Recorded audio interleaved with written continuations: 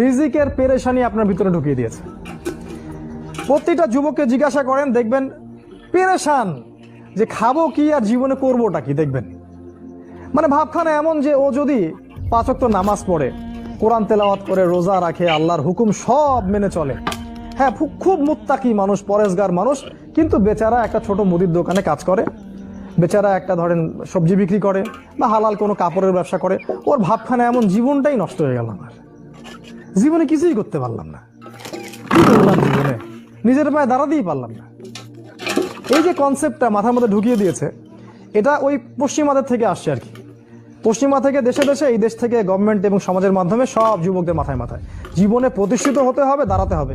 এর মাধ্যমে আপনি কি বোঝাচ্ছেন? ওই ছেলেটা তো আল্লাহর কাছে অনেক বেশি পছন্দের, যে আল্লাহ পাকে সব হুকুম আহকাম মেনে চলে এবং হালাল খায়, মাশাআল্লাহ।